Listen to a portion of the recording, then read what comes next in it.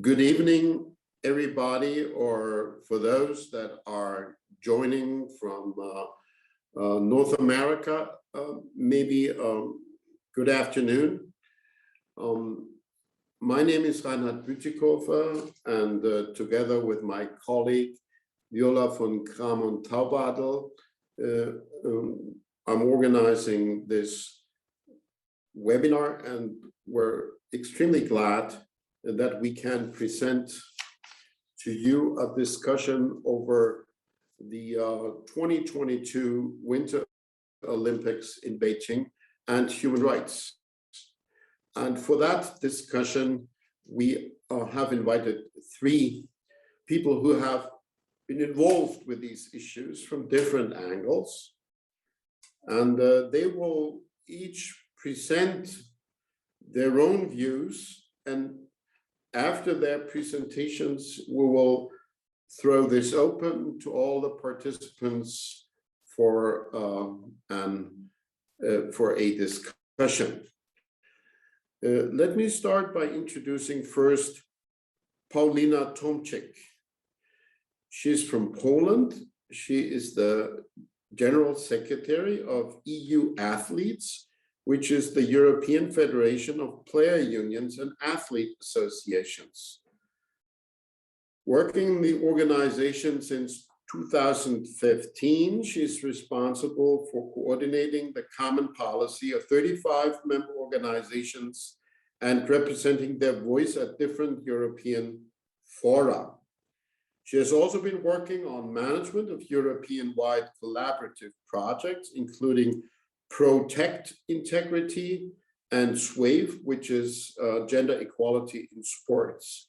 Paulina is also an executive committee member of World Players Association. She holds a master's degree of law from the University of Gdansk in Poland, international public law from the University of Lyon 3 in France, and European study from the University of Aix-Marseille. A former high-level athlete, she has a black belt in judo and has been a member of Polish national team for several years. Welcome, Paulina. And after Paulina, we will hear from Raphael Glucksmann. Raphael is a member of the European Parliament representing France in the Socialists and Democrats group, and he has been serving since 2019. He currently serves also as the chair of the Special Committee on Foreign Interference in all democratic processes in the European Union, including disinformation. After graduating from Sciences Po in Paris, he was a journalist in Algeria, before carrying out an investigation on France's responsibility for the genocide of the Tutsi in Rwanda. Until 2013, he participated in the rapprochement of Georgia and the European Union. In 2015, he campaigned in favor of a humanist welcoming policy for the refugees. In 2017 and 2018, he was the director of the Nouveau Magazine Littéraire. He is the author of 3 political and philosophical essays, and he's one of the greatest campaigners on issues pertaining to the Uyghur minority in Xinjiang and elsewhere. And last, but certainly not least, we have Sophie Richardson, who is the China director of Human Rights Watch. A graduate of the University of Virginia, the Hopkins Nanjing program, and Oberlin College, Dr. Richardson is the author of numerous articles on domestic Chinese political reform, democratization, and human rights in Cambodia, China, Indonesia, Hong Kong, the Philippines, and Vietnam. She has testified before the European Parliament and the US Senate and the House of Representatives. She has provided commentary to the BBC, CNN, the Far Eastern Economic Review, and many, many more media. She is the author of China, Cambodia, and the 5 Principles of Peaceful Coexistence, an in-depth examination of China's foreign policy since 1954, the Geneva Conference, including rare interviews with policy makers. So that's our panel of experts. And before I give the floor to all of them for their presentations, I want to highlight one piece of good news. Tomorrow, the European Parliament will vote on a resolution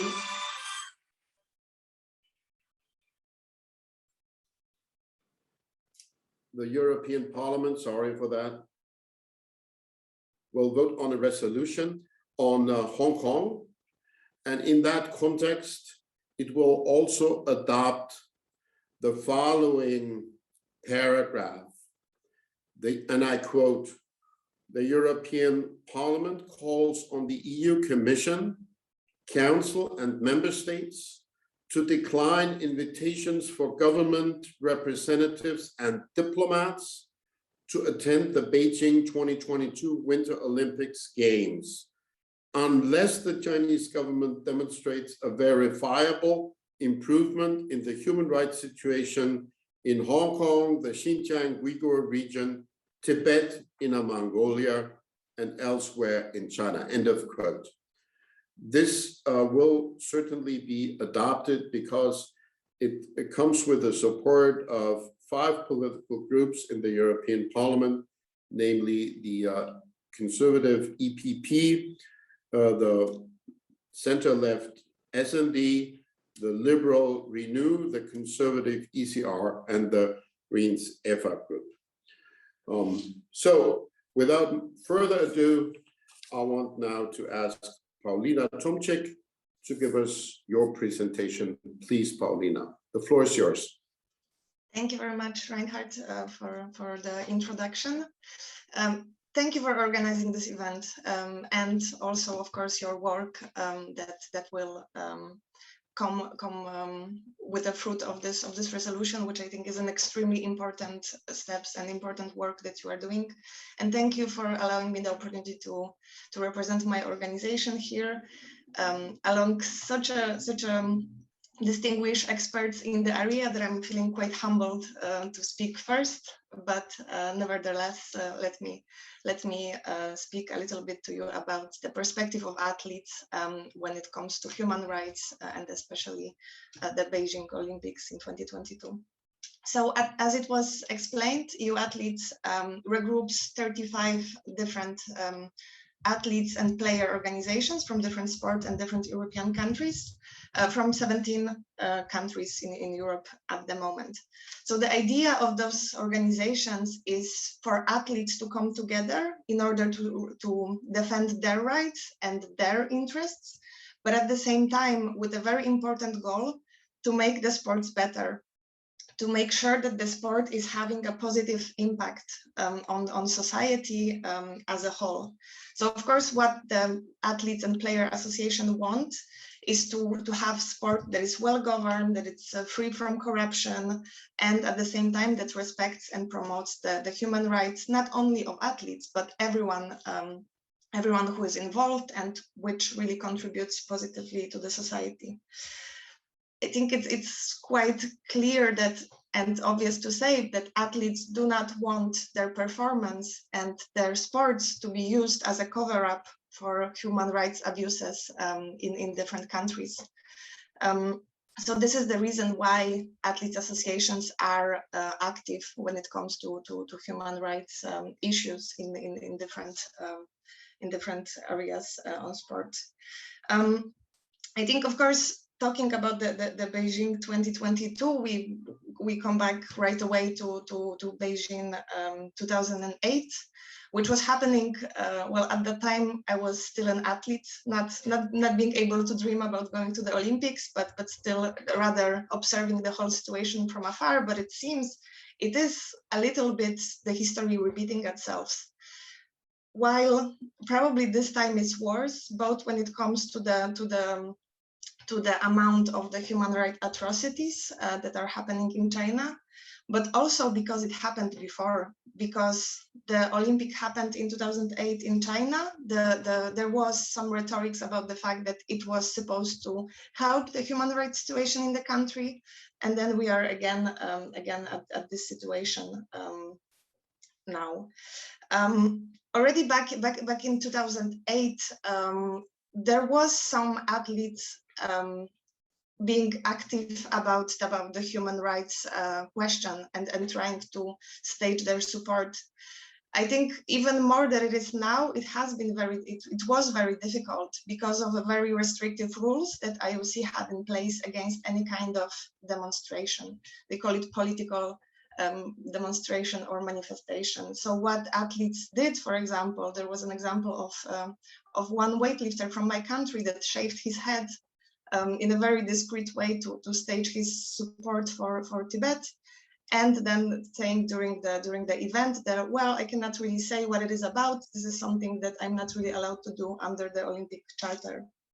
I think really all this is to say how athletes are put in quite difficult situation when it comes to Olympics being hosted in places such as Beijing. I think it goes without saying. We want to be, the Athletes Association want to be actively involved in sport governance, but associations such as mine are not involved.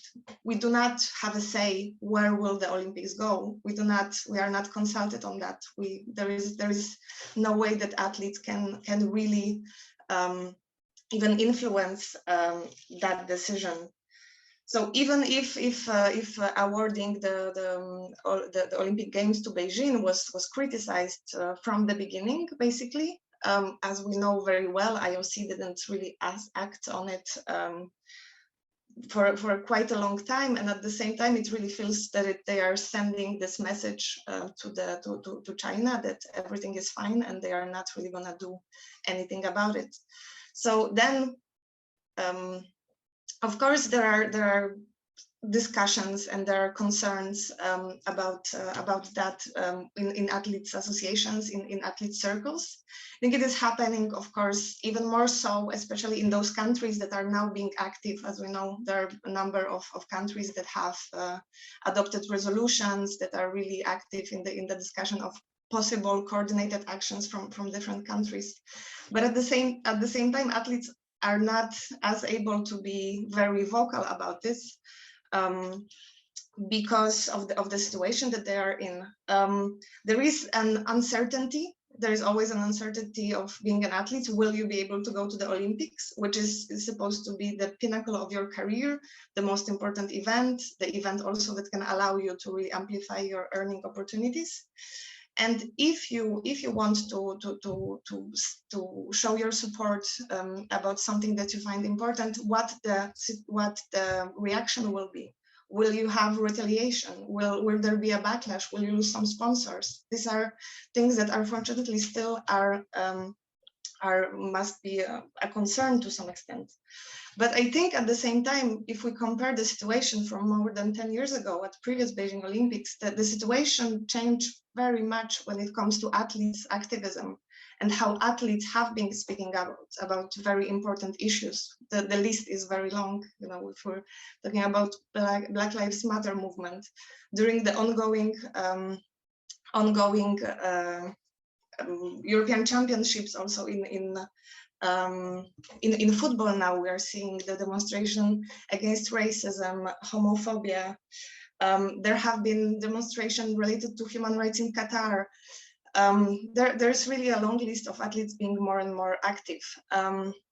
In quite recent months, as well as in Belarus, the situation was becoming more and more severe. We also saw a very important activity from athletes that have created an association and wanted to act for not only for their own good and not only for sport, but for the whole country. And I think it's an interesting example to follow as well. I think it was extremely important how also the European Parliament and the MEPs that are present here, so I can congratulate them on that work as well, really help to raise awareness about that situation. And actually this and growing pressure from sports community, but also from sponsors, very importantly, made it possible that some of the major sport events that were planned to take part in Belarus were in the end moved. Even if officially, for example, the World Championships in ice hockey from Belarus was moved due to security concerns and not human rights concerns. But I think it really does show how this coordinated efforts can make a change. From athletes' perspective, if in order for athletes to be able to do their very small part, or at least being able to stage their support, to protest, to demonstrate, I think it's very important for sport organizations, for international organizations and governments to help and to encourage IOC to change the Rule 50.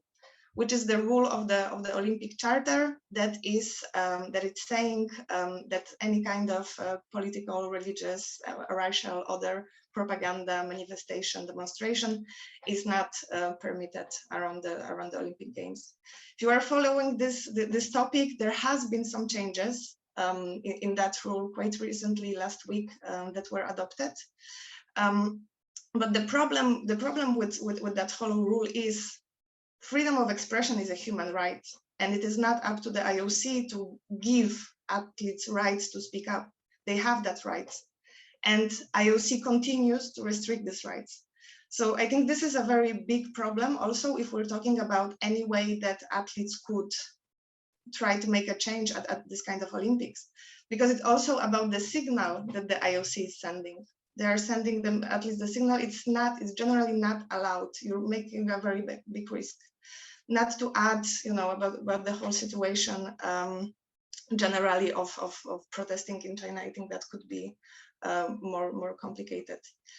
I think I'm being quite long already. So just I think in my conclusion, I would say that I think what is happening now at the European level and at the European Parliament is very important, because the coordinated response, the coordinated strategy is something that it's obviously extremely important. This is not just a sport issue. It's not just about the Olympics, but I think it's a part of a bigger way that those problems should be addressed.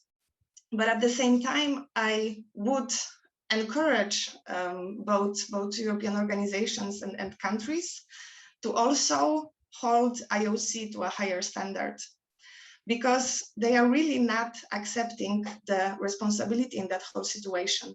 And they brought this situation to life. They gave Beijing again a possibility to engage in this sport washing practice. And it is not okay that, on one day, the president of IOC will make speeches at the United Nations, and the other day he will say that sport is not political and has to stay neutral. So I think it's very important for those organizations to also work more with IOC to really also, make them live up to their standards when they are saying their mission is to make sure that sport is working for the humanity and that the human rights are in their DNA. So I think we can expect better from them as well. Thank you very much for now, and I'm looking forward to the presentations and discussion. Thank you so very much, Paulina. That was great. And we really wanted to have also a voice from the athletic world, and you did that beautifully. And now I move on, and I would ask my dear colleague Raphael Glücksmann to take the floor. Thank you, Reinhardt. I hope it's working. Can you hear me? Yes, I do hear you. Wow, so that's wonderful because I had some technical issues from the European Parliament. It's just to showcase the fact that we are not on the top of connectivity here, but it's. Well, I think what Paulina just said is really important. I mean, first thing, the pressure should be on IOC, because that's the organization that actually allows the Chinese regime to once again make a great show of communication around sports, world sport events. And I remember very well that in 2008, the communication of the IOC, but also of Western nations, was that, well, by giving the Olympics to the Chinese regime, we will open up China and make it more open, more democratic, more keen on progressing on human rights and on the connection with the global world. Well, look at the results. I mean, everything has backslided in terms of rule of law and human rights in China since the 2008 Beijing Olympics. So this is a totally false argument, and the contrary is true. When you give such kind of events to authoritarian regimes, they make it a show and they make it a communication event around their strengths. And when they feel strength and when they feel accepted by the international community, then they don't open up. They close more and they backslide in terms of rights recourse. And since 2008, China has backslided on every single topic. And actually, it's not even the same China as 2008. It was already a problem, but since then, the regime has turned into much more aggressive one and much more authoritarian. The Xi Jinping rule has quite changed the way China is governed. And since 2008, we have something new. We have the fact that world nation is now criminalized and deported into concentration camps. We have the internment camps for Uyghurs. We have sterilization of women. We have elements of genocide happening, and we have a crime against humanity. So I think that even in 2008, we missed an opportunity to launch a campaign, but the situation now is much more problematic and requires from us much more actions than in 2008. And we have the example of 2008.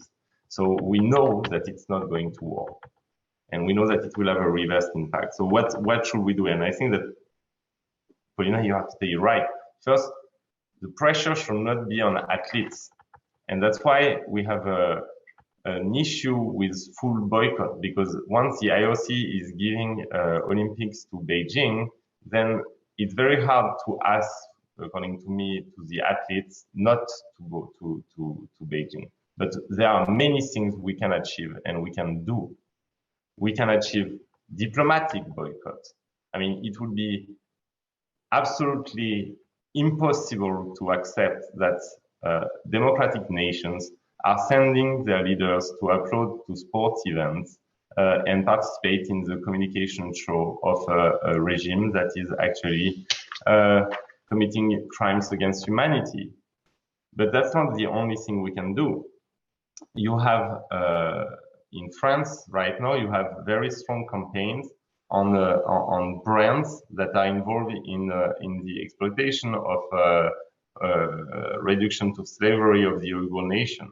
All these multinational brands that actually are using Chinese suppliers to produce their sportswear, their like Nike, or their shirts like Zara, or their iPhones like Apple, but using Chinese suppliers that are exploiting slaves, Uyghur slaves. And we have very powerful sponsors of the Olympics. We have Coca-Cola, we have Visa, we have Panasonic, we have Toyota, we have Samsung, we have Allianz from Germany, we have Omega from Swiss. And these brands, we should put shame on them actually oblige them through public campaigns to bring them on the table and discuss about this. I think that basically we have also an opportunity through these games to showcase the situation of Hong Kong, showcase the situation of Uyghurs, showcase the situation of prisoners of conscience in China, and that if we are well coordinated, without putting pressure on athletes, we can have a coordinated offensives that actually turn the communication show of Beijing into a disaster on the public world stage for them. And that's something that should involve with athletes, with campaigners, with activists, with us in the European Parliament. But the first thing I think we should see is knowing that sport is used by authoritarian regime to make such kind of communication. And it's not only IOC. I mean, we will have World Cup in Qatar on graveyards, basically, because more than 6,000 migrant workers died building these stadiums. We had the World Cup in Russia. We basically we should engage with international sport organization in much more offensive manner and explain to them that we can't allow the fact that they are constantly used through corruption means or legal ways by these regimes to actually make a show of their strength. And that's something that we more on the long term, but we can start with the Beijing Olympics and have work on that in the parliament. I think that's something that's very important because we all know that now you have a global competition on that's not a competition between countries but between ideas, and you have a growing feeling that actually liberal democratic values are not working anymore, and that you have alternative models emerging based on the control, social control, and crackdown of opposition and of dissent. And we cannot allow big sports events to be used by those who are actually combating democratic values to showcase the fact that they are on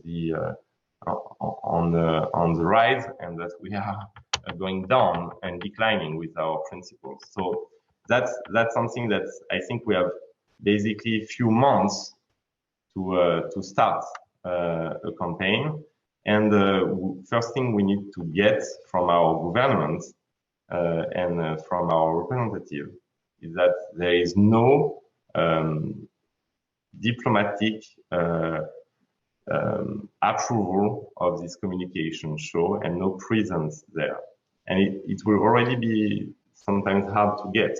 So we need to have a coordinated European and beyond Europe, the coordinating response by democratic nations that actually shows that we don't participate in this show.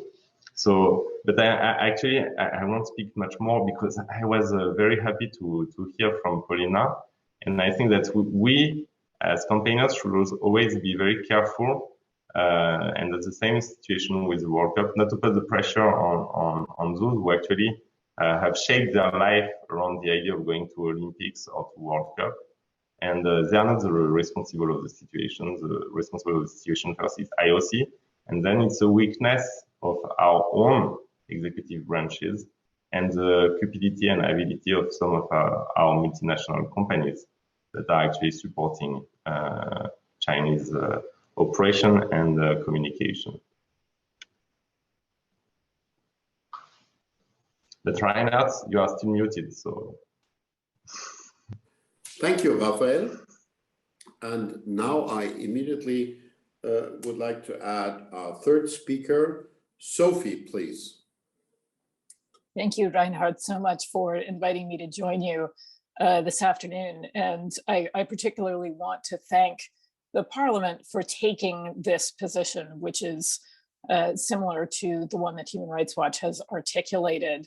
But Reinhardt, I also want to thank you and your colleagues for, if you'll forgive the sports pun, a gold medal effort to really mobilize opinion across the parliament, across many different issues, not just this one, that really reflects genuine concern about human rights. We know that that is no small task, and are grateful to you and to other members of the parliament for all of their hard work.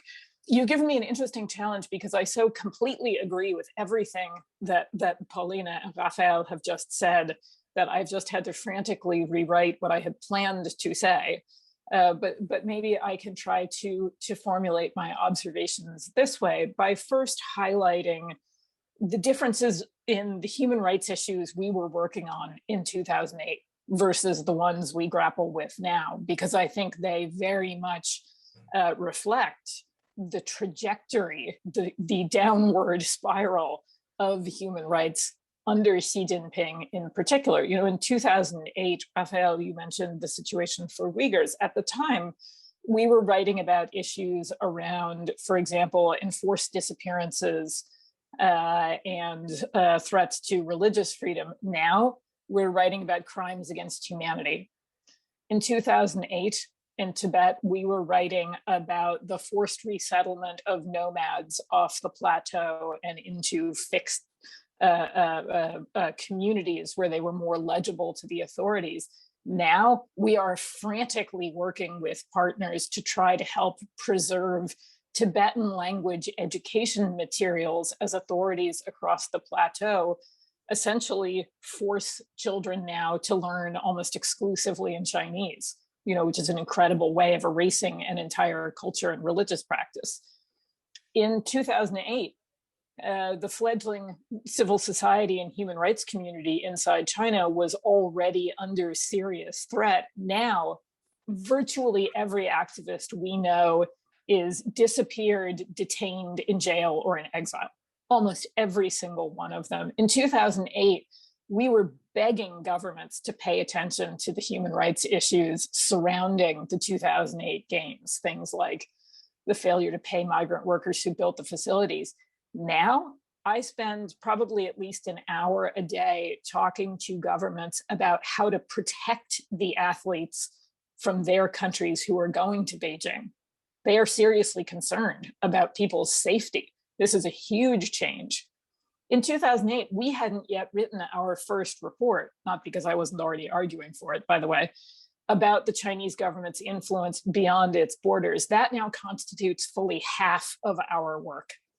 And I think that says a lot about the trajectory that we've seen. And I think it will be important for us to obviously talk about the Olympics, but some of the issues beyond that we have to grapple with. But you know, as advocates here, I think our core goal is to figure out how to change this situation. And I couldn't agree more, both about a diplomatic boycott and some of the other suggestions that have been made. But I think there's real merit in focusing on the enablers in this situation, you know, the entities that brought us to this position. And at the top of my list certainly is the IOC.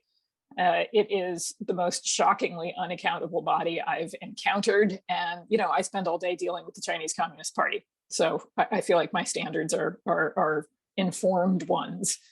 You know, we asked the IOC merely to perform human rights due diligence ahead of the 1-year mark to the 2022 games. And that was just a request that was summarily dismissed. And many of the standards that the IOC has adopted around human rights, you know, aren't going to apply to the Beijing games. And I think we'll watch the IOC probably choose to try to have games in the future in democracies where it doesn't have to have this pesky conversation. But even after we get past February 2022, I think there should be discussions in, among others, the Swiss Parliament about the IOC and its conduct. And I think there's room for other kinds of investigations too. I think next on the enablers list, certainly the top sponsors, you know, that tier of 10 or 12 companies that help underwrite the games. I would include in that also the broadcasters. who make a huge amount of money out of the Olympic rights, or the rights that they get from broadcasting the games. And Reinhardt, perhaps one strategy that we could all consider, since all of those companies are headquartered in democracies, why not strive for a series of coordinated hearings in each of those companies' home countries in those parliaments to put those companies on the hot seat? I testified before a Senate Foreign Relations Committee hearing a few weeks ago, and there were many Olympics-related questions, but the role of the top sponsors came up repeatedly, and there was certainly some enthusiasm for focusing on the US-based ones, who all of the top sponsors have failed to respond to our requests for human rights due diligence. Indeed, they haven't replied at all. So I think there's some room to move those enablers as well. Broadening the lens or making the lens a little bit bigger, we're clearly seeing that some of the ways that the Chinese government buys or bullies political support isn't quite the right word, compliance, with its agenda globally is through things like vaccine. You will certainly all have seen that Ukraine had signed on to a statement about Xinjiang at the Human Rights Council and then backed out after China threatened to withhold its vaccine supplies. And so I think there's also room for a broader discussion about how democracies are doing in making it possible for countries that need investment, that need aid, that need vaccines to be free of that kind of pressure. Ukraine was certainly not the only country that chose not to participate in that exercise for those reasons. That's a much bigger question than we may be able to get to today, but I think it's an important part of the larger puzzle. And then, on the flip side, who should we support? Paulina, I couldn't agree more about the need to support athletes who want to exercise their right to state their views. I find Article 50, the fact that it exists at all is shocking. If a private company tried to put a rule like that on its books for, to silence its workers, it'd be in court like that. Why should the IOC get an exception? But also, athletes obviously have many ideas about where to compete, how to compete, what they want to be able to say, how they want to be able to say it. Those should be respected. That is the most fundamental of human rights. And I think there's a role for governments, particularly maybe in pressing national Olympic committees to simply say they're not going to uphold Rule 50 at all. I think the USOC, which has made a little bit of a tweak to this in the last couple of weeks, is maybe poking the IOC in the eye a little bit on this issue.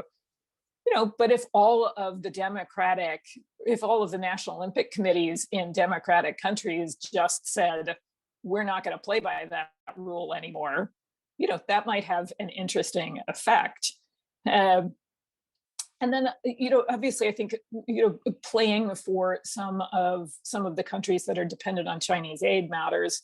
But also, I think there's room to mobilize more public opinion. I think we've seen real sea changes in perceptions of the Chinese government. I think there's work to do to make sure that those negative perceptions don't accrue to people of Chinese descent. This has been a horrible problem here in the United States.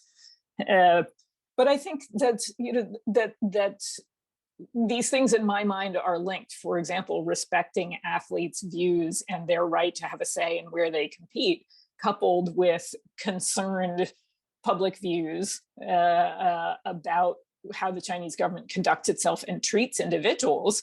I mean, imagine if you were asking this question of Canadians with respect to the two Michaels who have been detained for over a year now, or if you're asking this question in Sweden, where Chinese diplomats have behaved appallingly, and a citizen, Gui Minhai, has been held arbitrarily by the Chinese government. I think there's room to generate some more support in those communities too.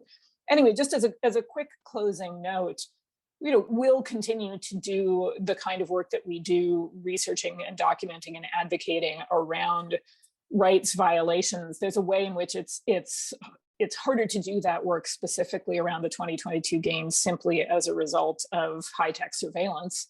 It also feels like a very tired fight in a way, that we've all fought it for a while, that, you know, that people who should be responsible with their power have chosen not to be, and there's not much to be done about it. But I think if there is combined effort from athletes, from parliamentarians, from governments, from advocates, and hopefully some companies, and we have seen some companies take principled positions and withdraw from Xinjiang, which is encouraging, I think we could make some positive change in the long run. And I very much look forward to coordinating with all of you to try to make some of that come to pass. And I'll stop there. Thanks. Thank you very much, Sophie. And I think Viola, please come in now and help in organizing the conversation and the debate. Maybe quickly, I saw there's already a question. Yeah, maybe a few questions. In the Q&A. There's a question which I think is crucial, where somebody asked why should sport be used to campaign against China and to call for political boycott if at the same time EU member states are engaging with China politically and economically, and I can also add to this sport politically. Why, for example, the German government introduced a cooperation with the soccer association, with the soccer organization, and it's very interesting, let's say, economically, but also symbolically a cooperation. And of course, for sports people out there, it sounds a little bit odd that we ask for a diplomatic or political boycott now, while all, especially Germany, but also many others, quite benefit a lot from the cooperation with China, and even would like to intensify this cooperation. That does not make sense, and you are absolutely right to ask so. But on the other hand, this Olympic Games have also, let's say, a symbol and place in the hand of Xi, as Raphael and others have mentioned, that is has a little, let's say, extra or is a little extra benefit for the communist regime, for the Chinese CCP, and definitely the EOC makes it very easy for Xi to cement and to consolidate his power with using this Olympic Games. China is the only country who so far has or is the host for winter and summer Olympic Games. And maybe we can add also that when it was awarded for the second time, it was already clear that the human rights situation, as well as many other political, let's say, conditions, have not improved. But nevertheless, it was given at a point where it was clear that we have not seen any improvements after the Summer Olympic Games in 2008. And I think, therefore, it is, at least for us in the political era, in the political circles, it is the only possibility to kind of protest against this decision by the EOC. But of course, we need to be much stricter and politically much more conditional with the member states. And as I said, I mean, this cooperation with the German Football Association, I think was concluded in 2017 in the presence of Xi and the federal chancellor, together with the two heads or the chairman of the federation or association. That was very puzzling and irritating for many of us, while a lot of economical interest was in the background, and the Chinese market is huge. We had recently a briefing by the EOC about the new criteria on the hosting countries, and that was also very much irritating, while they have actually increased the criteria for human rights, for many other conditionalities.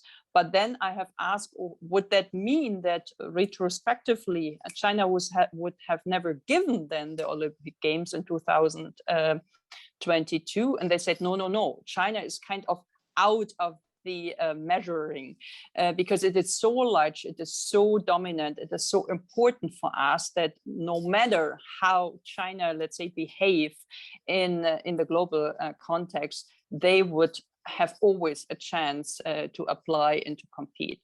So that says a lot about the, let's say, neutral position of the IOC, and their real interest is honestly just about the commercial interest and to benefit from the huge market of China.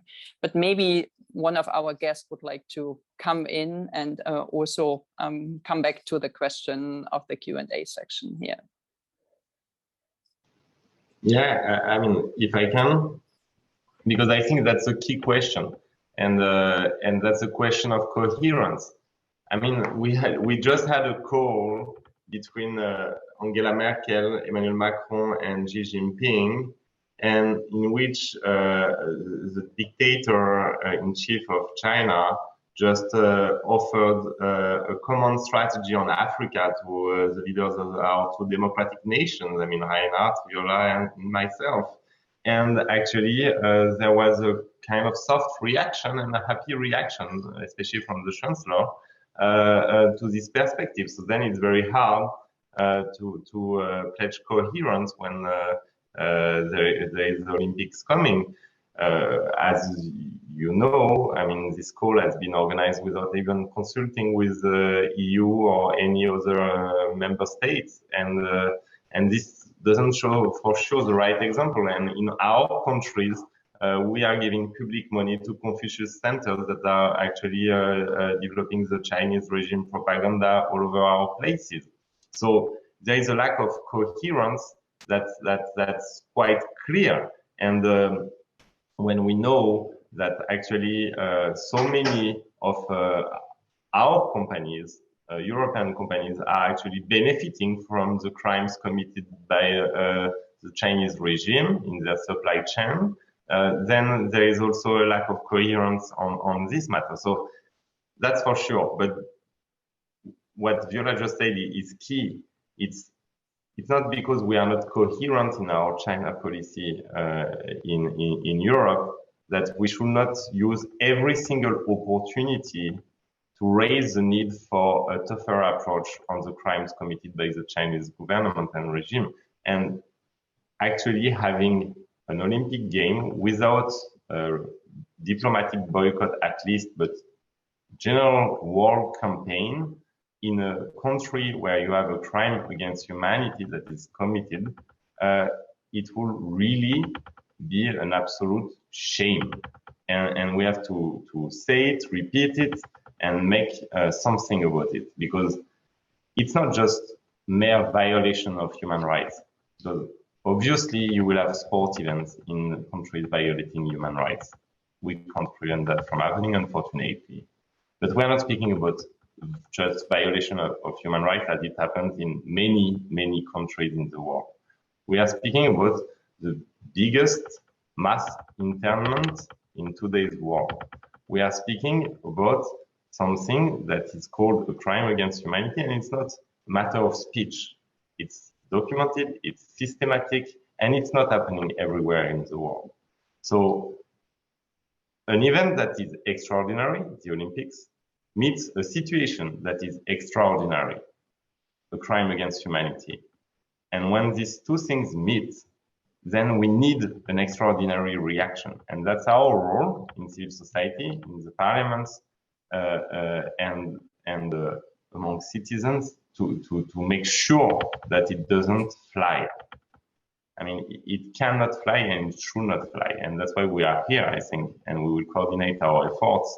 But for sure, if a German chancellor or a French president or even ministers are going there and applaud to the propaganda show of the Chinese regime, then it will be a formal, absolute capitulation. And everything else they can say about human rights will be negated denied by their presence in Beijing next year. So that's something we should really work on, even if for sure, I mean, maybe the Greens will win the next German election and politics will change, and you will have less cooperation and symbolic gestures made towards such an autocratic system. But for the moment, this gesture exists, this connection exists, and we lack coherence. But that's not because we are wrong on some other plans that we should not be right on this one. Thank you, Raphael. Let me bring in a couple more questions that we see in the Q&A section. So Invention has been asking a few questions, and I will read them. At a time in a country where crimes against humanity are committed and genocide against the Uyghur people is being committed, how can Olympic Games take place? And the next question from the same participant: though opposition is growing around the world, the democracies are still silent. What is the real reason behind that? Is it trade with China? Is it the money China is offering? Does it mean that any authoritarian regime can pressure the democracies with its money or any other weapon it possesses? If so, is that the weakness of democracy against dictatorship? And then I will read another question from somebody called Rick, who says, thank you very much for organizing this and for speaking up for human rights in China and beyond. How can we convince the Council, the Commission, and national governments to boycott the Olympics in Beijing? So maybe I can ask Sophie and Paulina to address the questions, if you would, and then go back. Thank you. Sure, I'll do my best. I mean, Enver, on your first question about how a government that is currently engaged in crimes against humanity can be allowed to host the Olympics, I wish I had a good answer to that. To me, it's to Human Rights Watch, it's appalling. You know, we're big fans of accountability and believe that you know, there should be an investigation, there should be consideration of an international prosecution of the complicit Chinese government officials. You know, but the IOC is not willing to even engage that discussion. I think it's very unfortunate that they did not take the opportunity to consider moving the games. You know, human beings have pulled off more complicated things, and I think that would have been a powerful gesture. I guess I disagree a little bit about democracies being silent. I'm sure there are some democracies that have not spoken up, but you know, we're about to see the parliament take a very strong position. There have been numerous resolutions in Congress here. There have been a lot of statements out of national parliaments across Europe about the situation in Xinjiang. I mean, I suspect that perhaps what you mean is, you know, why have they not all lined up and taken a single common tough position? I think some of that is about economic interests. I think it's also about competing interests within any given government.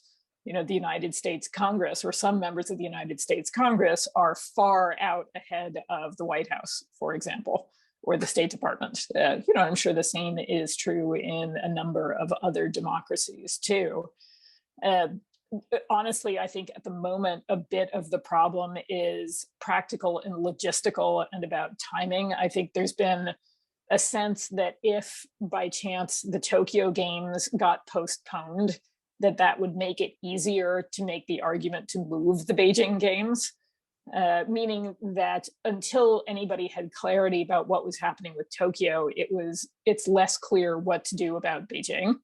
I wouldn't necessarily, that's not my view, but that I think is the view of some politicians and some government officials. Now that it seems that Tokyo is going to go ahead, I think we will see clearer and tougher positions taken, particularly once the Olympic torch leaves Japan and starts making its way back to Beijing. I would also like to wager a bet with my fellow panelists. I bet anybody on the panel $100 that the Chinese government will run the torch through Xinjiang and particularly through Urumqi. I don't know if anybody wants to take that bet. It's probably not a good one, since I'm sure they will do it. As for how we can convince the different institutions, obviously the parliament is taking a very strong position.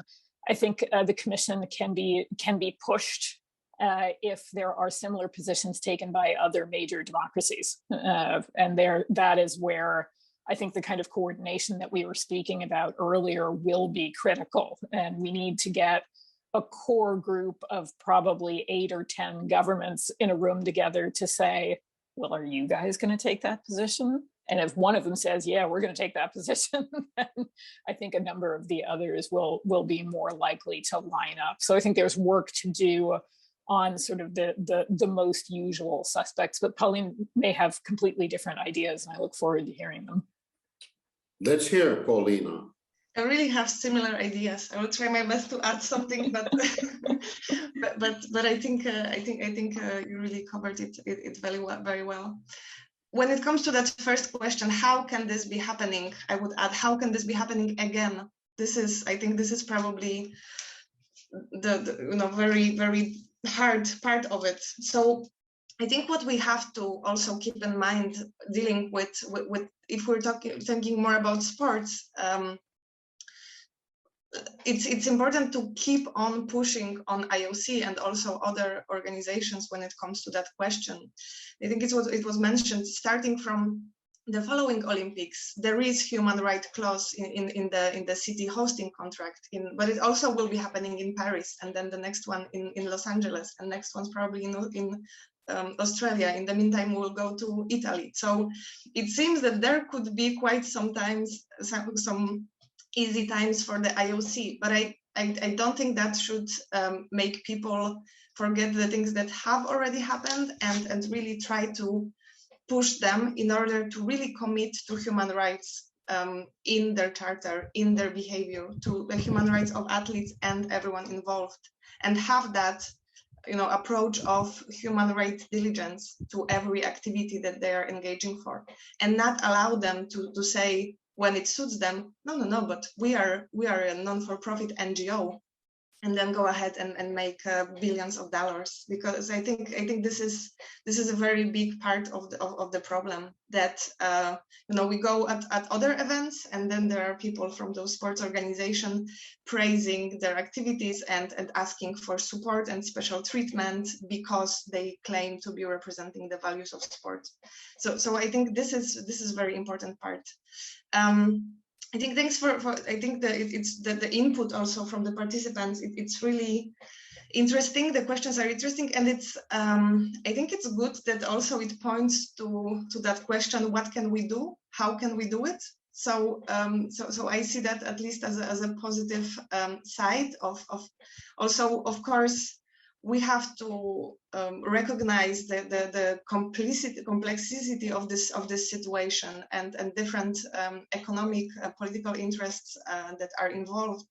But again, I think it's a question of coordination. It's a question of solidarity between those democracies, and the question that we are actually stronger together, and then we can make a bigger case.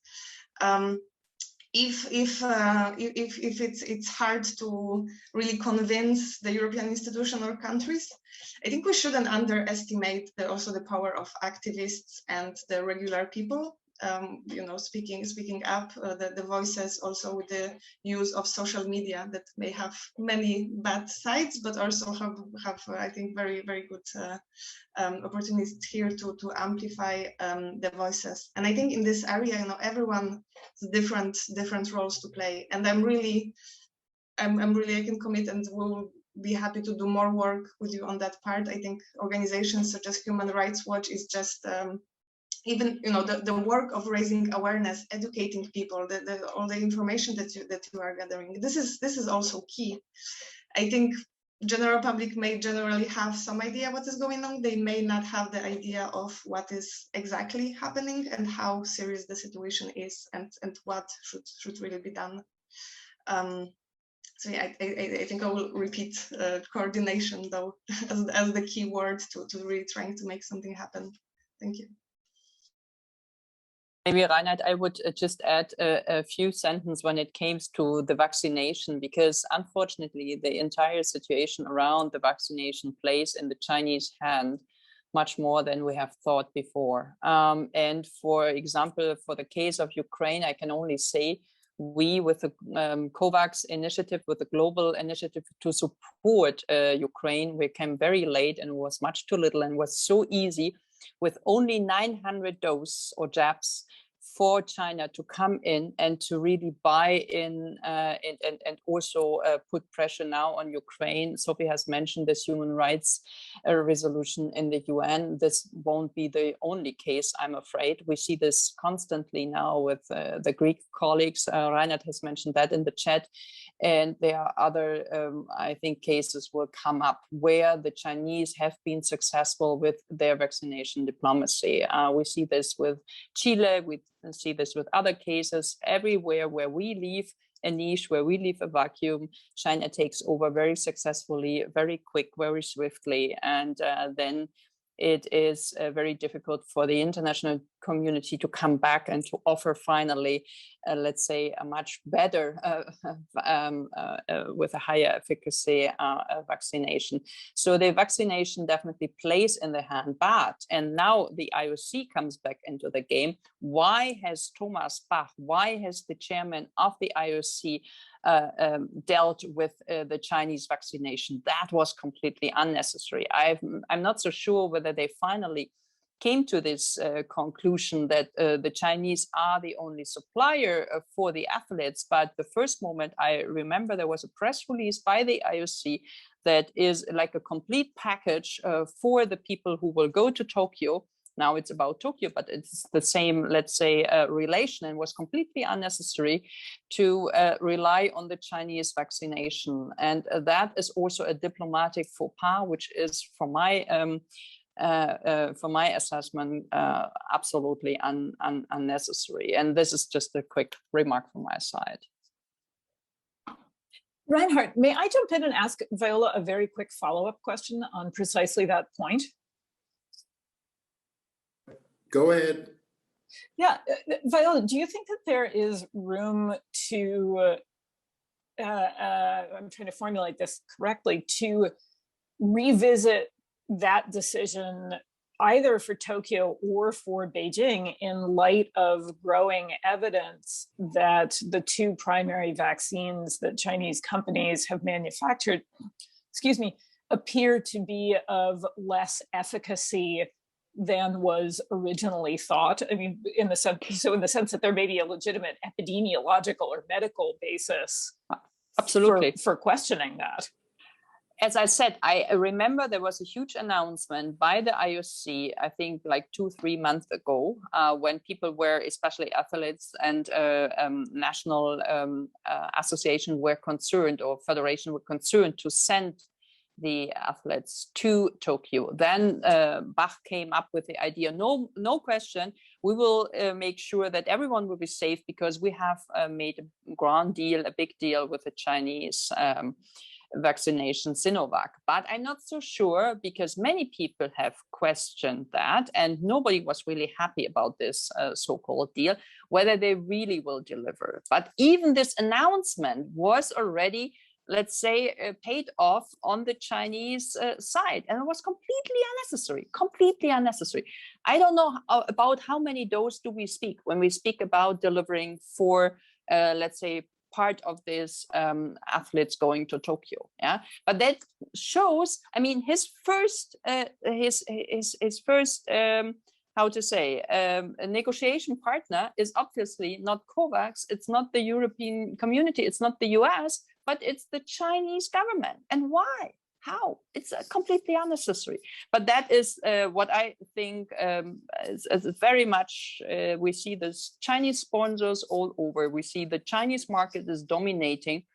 And as you said, the broadcasters in the US or globally, they will earn $2 billion US dollars. So that's quite a sum we are speaking about. And it will be very, very difficult to push back. While we see this is also a very sport affinitive nation, the Chinese. So there is a lot of money, and in the future, this will be a growing market. Sorry. Thank you. I've seen that somebody raised their hand. Invention raised his hand. Please join the conversation and take the floor. You should unmute yourself.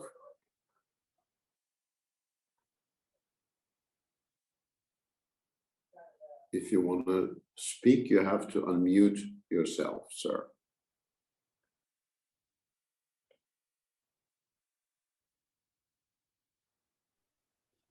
Can you hear me? Yes. So my name is Emmanuel. I'm an Uyghur living in Germany. First of all, I thank Mr. Butikofer for organizing this first webinar at the level of the European Parliament. There have been many other webinars, but this is, as far as I know, this is the first at the level of the European Parliament, and I wish it would continue as a series of webinars to inform us, inform ordinary people. And also I thank all of you. You are doing well on the human rights front, any of you. Actually, my question is beyond you. I mean, it is the Chinese money. It is strong. We are, meanwhile, for the last 20 years, made ourselves dependent to the trade with China. And now we say, we fear, or our governments fear, if we boycott, or if we do something, our economy would suffer. What I don't understand is now the situation now with China is a result of our own faults for the last 20 years. We hoped for much better, but it didn't happen. And we helped to grow a monster. Now it is not playing the game with us. It says, your system is not good. I will be able to put into effect worldwide my own system. That is the communist system. It is a threat to the humanity. It is a threat to democracy. Now, we talk, would you please, as Paulina said, we talk, the NGOs, we protest, we talk, but the money, the decision is made by the governments, and the governments are democratic governments. So are we talking for nothing? Because it doesn't help until the democratically elected governments doesn't move. Any talks, any protests we make worldwide doesn't help. It is a dilemma for me. Please help me to understand. Thank you.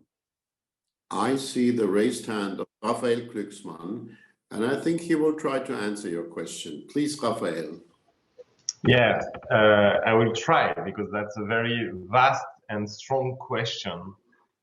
For sure, it's 20, but it's 30 years, in fact, of policies that have made our countries dependent on the Chinese production apparatus, and now also on the Chinese market.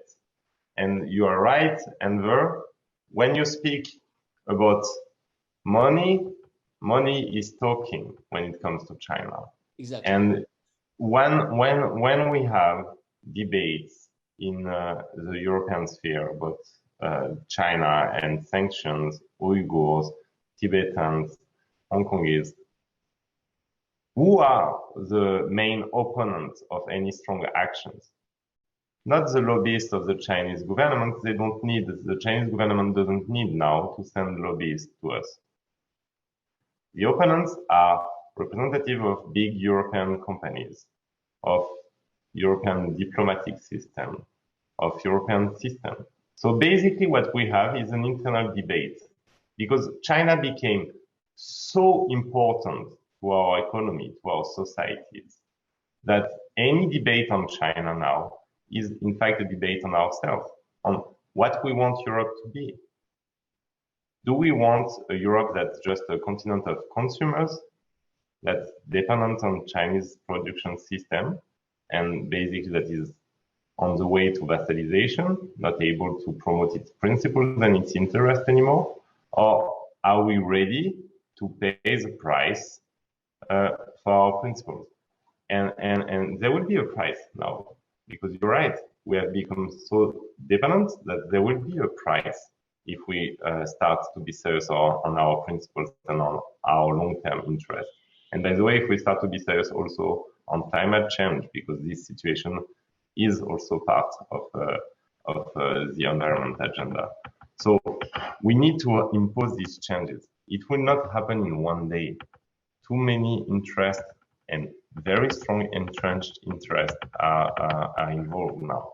So that's the fight that is going on. There is a change now. There is a momentum for change, and we are waging this fight.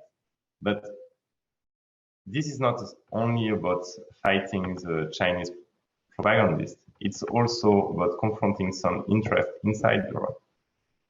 I mean, for sure, if you speak to the boss of Volkswagen or of Inditex about the new China policy and the fact that we need to assert our principles in our trade policy and in our foreign policy, you will see that it's the same reaction as the Chinese ambassador. And so we are waiting, and that's why your question is so important. And I cannot respond in 2 minutes. And by the way, I also have to go to another meeting. But this is the main question. It's what do we want Europe to be about? And what should be a trade policy? Should it follow principles and long-term interest? Or should it just follow the short-term interest of very important financial groups? And that's the main question to us. So that's why I'm always saying, by fighting for the rights of Uyghurs, for instance, we are also fighting for the rights to live in full-fledged democracy here. And that's something, because sometimes people think it's very far away. First, it's very, in fact, crime against humanity in Xinjiang are actually very close to us, because they are part of our dressing. In our shoes, in our shirts, and in our phones. But more than that, that fighting against this crime against humanity in China is also a way to define who we are here and who we want to be in the next years and in the next decades. And that's a question that's still pending. And our leaders, as we speak now, our governments, they did not give a clear response to this question. And I'm nice when I'm saying it. Because actually they almost responded in the wrong way. So that's up to us now, to my German Green colleagues first, to change this and to make sure that actually we are ready to pay the small price of a change now in order to avoid to pay a huge price later. I mean, do we want to become Montenegro or not, basically? So that's the question we need to respond now. And I'm sorry I have to leave on this point. Thank you very much, Raphael, for joining this. And you're excused, and we're looking forward to teaming up with you also in the future on similar topics, like we're doing that in the European Parliament. Thanks for your contribution. Even though I don't completely agree with you, I think we should not overrate the dependence When we talk about dependency, I think to some degree, the attitude of dependency outweighs the objective fact. I mean, if you're an automotive company and sell 40% of your cars in China, you could say this company has a certain degree of high dependency on that market. But if the overall EU economy exports roughly 2 to 3% of its GDP to China, we cannot say we're completely dependent. So let's not drink that Kool-Aid. Let's not sort of fool ourselves. Let's not fall into the trap of feeling more dependent than we are. And I would add that the European Parliament and also European Commission, and to some degree, member states have been trying to create new tools to fight dependency. So, for instance, we have put in place a new anti-dumping mechanism where China has been exploiting weaknesses that we had in the past. We have put in place new investment screening mechanisms. We're now working to create tools against unfair subsidies, tools against economic coercion. So let's be aware of the fact that China is indeed a strong player, but the myth of the inexorable rise of China that cannot be stopped, and where countries just have the option to choose whether they want to succumb today or whether they postpone that till next year. I think that's just propaganda out of Beijing, and we should look at how democratic countries, if they show solidarity with each other, can stand up to these challenges. I think that's very, very important. But I see that there is a new question coming in. And somebody who is anonymous asks this question, and I would give our two experts, Sophie and Paulina, the chance to answer that, and then we will probably conclude. The participant asks this: the human rights violations in China are too serious to concentrate the discussion on a 2-week sport event. Strategy as of March 2022, when the games are over. I think that picks up something you said in the beginning, Sophie, and also Paulina. So Paulina, I would ask you to go first, and then Sophie, and then I would ask Viola for concluding remarks. Thank you very much.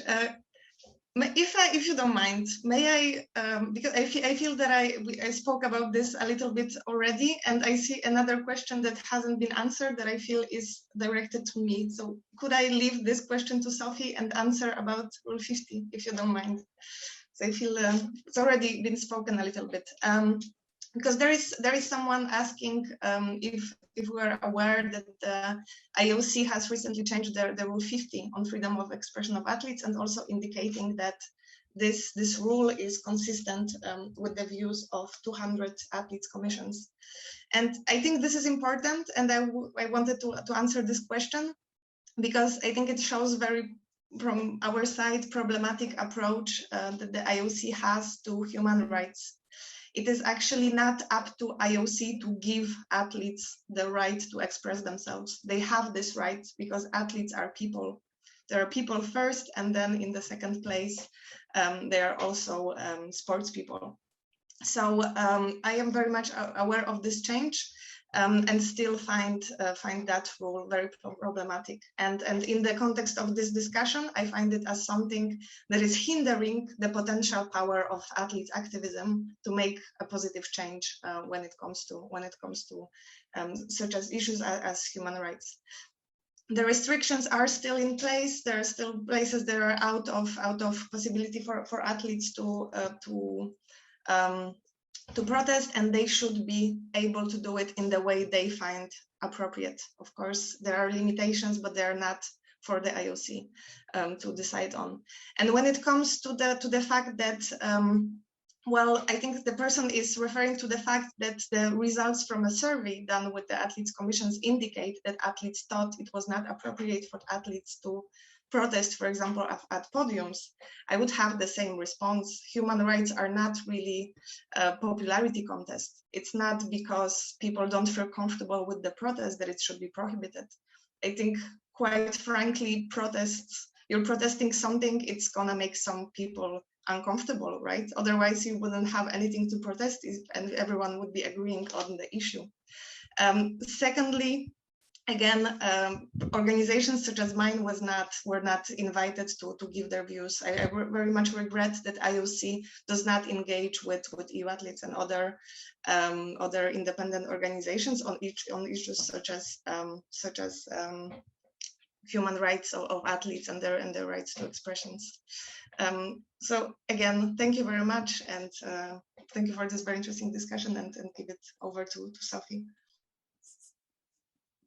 Okay, Sophie, your turn, please. Thank you. On some level, and I'm not supposed to say this out loud, I have a lot of trouble getting excited about the Olympics as an advocacy matter. As a sporting event, it's great, super, compete, it's wonderful. I can't do it myself, but no objections to it. I am exponentially more concerned about what I think of broadly as a critical effort to end what I see as the Chinese government's sense of exceptionalism. And I say that as an American with a healthy sense of what damage the idea of American exceptionalism has done around the world, and indeed in the United States. But by that, I really mean everything from the Chinese government's efforts and ability to ensure that its officials are never held accountable for serious human rights crimes. That is a form of impunity that must end. There is no reason why Chinese government officials should not be investigated and prosecuted for precisely the same crimes against humanity that representatives of other governments all over the world are investigated and prosecuted for. The Chinese government signed up to play by the same rules as other governments, as a UN member state, as a signatory to international human rights conventions, and it has to live those realities. But I mean this all the way through to the kinds of explanations that you will hear, not just Chinese government officials, but government officials in democracies too, offer up what are essentially justifications for serious human rights violations under some sort of squishy, soft sense that, well, Chinese culture values the group over the individual.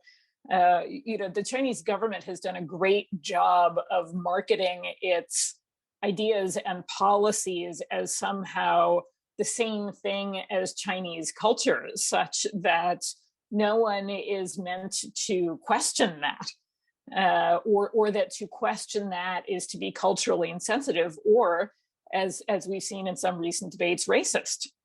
And I want to be really clear, criticizing the Chinese government over crimes against humanity is not racist. And if anybody's got a problem with that, my email address is out there. Find me. I'm happy to have that conversation. But I think it is overwhelmingly important that key international human rights institutions can bring the same level of scrutiny to bear against this P5 member state as it can against other P5 member states. I'm a lot more concerned about that discussion, frankly, than I am about 2 weeks of sports in Beijing either. And so in that sense, I really do, I agree. And this is why, in a world of, competing resources, we will probably do a little bit less work in a way on the Olympics than we do on, finding some modicum of justice for Uyghurs who are, living a nightmare, whether they're the ones imprisoned or whether it's their family members imprisoned. This is a nightmare for 10 million people. And, that is a far greater priority for us. But I think we see the Chinese government's violations and the IOC's complicity, at least at sort of an organizational level, as indicative of this kind of larger problem of impunity and the right to dictate what is or isn't good for people across China, and about complying with established international standards. So it's kind of a big, messy answer, but I, broadly speaking, agree with the question.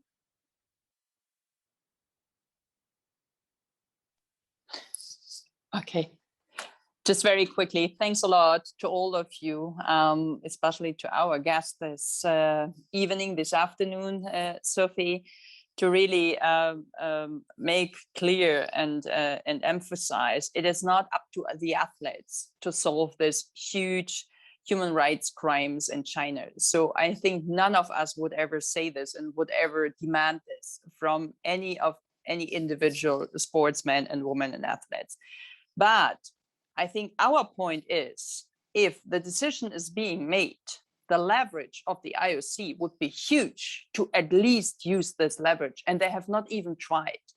And so for me, it is absolutely unacceptable that with the leverage and with the influence of the IOC, why did we not demand a fact-finding mission from the UN, a human rights organization such as Human Rights Watch and others? Let them go to Xinjiang, let them explore and document and monitor and scrutinize what's going on in Xinjiang. Everything is fine? Okay, then let's have experts, competent people from the UN, from reliable sources, have a look on that. And this should be a precondition.